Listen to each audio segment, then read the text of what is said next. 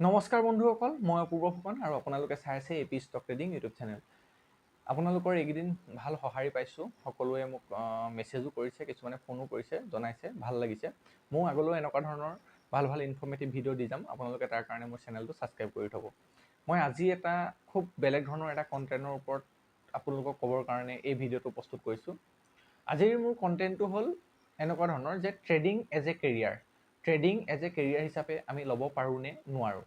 সকলোৰে প্ৰশ্ন হয় যে ট্ৰেডিং এজ এ কেৰিয়াৰ হিচাপে আমি ল'ব পাৰোঁ নে নোৱাৰোঁ।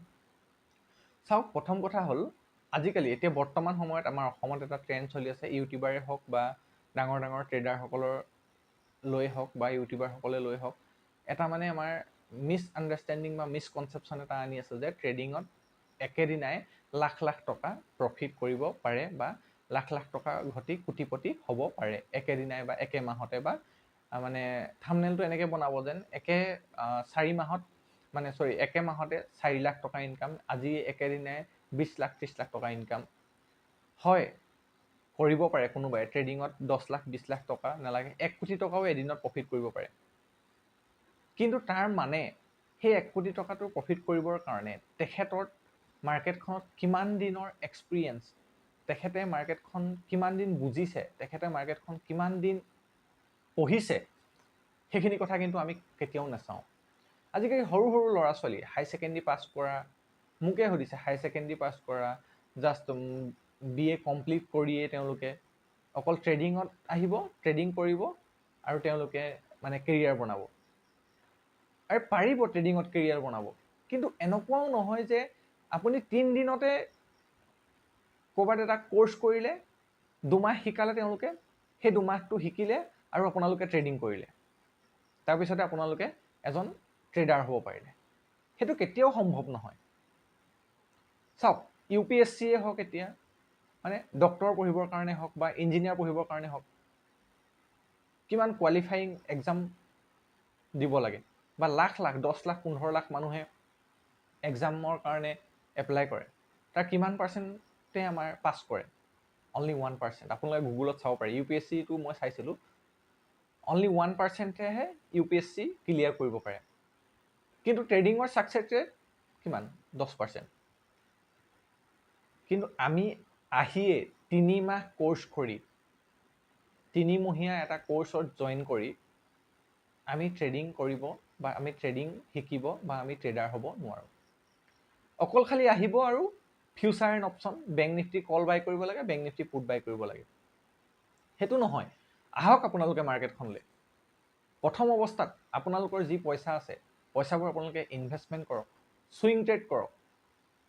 তাৰপিছত আপুনি যদি প্ৰফিটেবল হৈছে, তাৰপিছত যদি মাৰ্কেটখন আপুনি ভাল পাইছে, তাৰপিছত আপোনালোকে যদি মাৰ্কেটখনত দেখিছে যে মাৰ্কেটৰ বিহেভিয়াৰটো বুজিব পাৰিছে, মাৰ্কেটৰ চাইক'লজিটো বুজি পাইছে, তেতিয়া আপুনি ট্ৰেডিঙত আহক।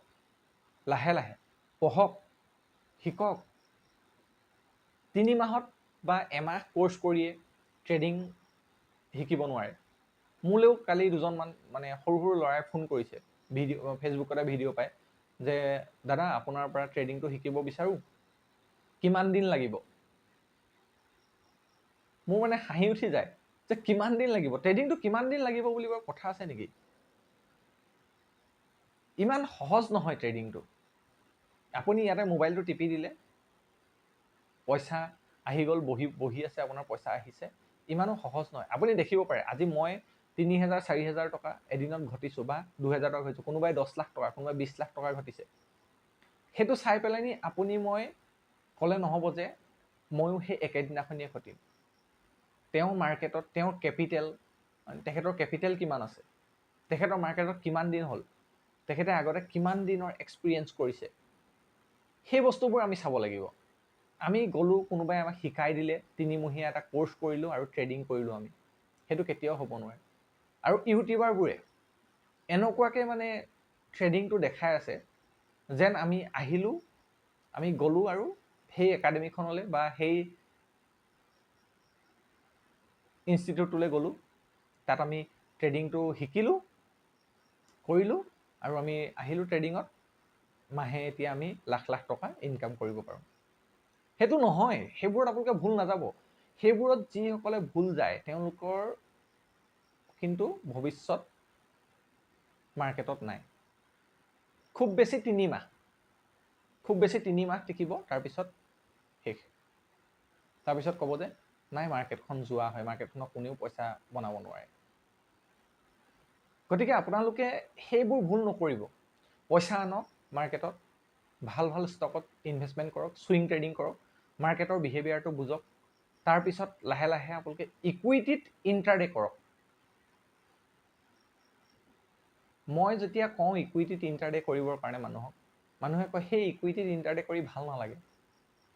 আৰে ভাল নলগাটো কথা নহয়, ময়ো প্ৰথম অৱস্থাত ইকুইটিত ইণ্ট্ৰাডে কৰিছিলোঁ। চাওক, মই প্ৰথম অৱস্থাত বেংক নিফটি কৰিলোঁ, ক'ৰবাৰ পৰা ফোন আহি পেলাই নি তেওঁলোকেও লোকচান কৰোৱালে, বুজি নাপাইছিলোঁ তেতিয়া একো। তাৰপিছত লাহে লাহে ইকুইটিত আহিলোঁ, মোৰ ভিডিঅ'বোৰ চালে গম পাব। তাৰপিছত ফিউচাৰত আহিলোঁ, তাৰপিছত লাহে লাহে অপশ্যনত আহিলোঁ।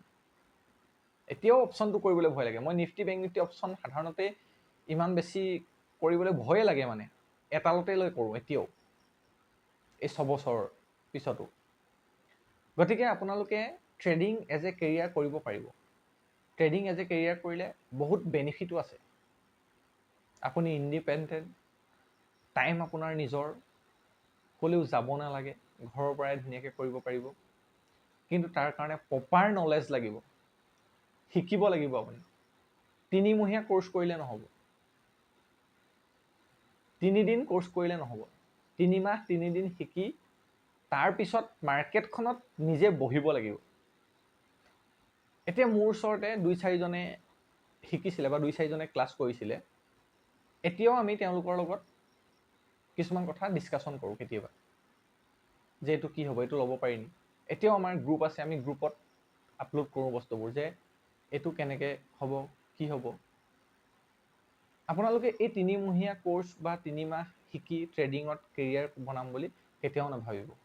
সেইটো ভাবিছে যদি খুব এটা ভুল ধাৰণা।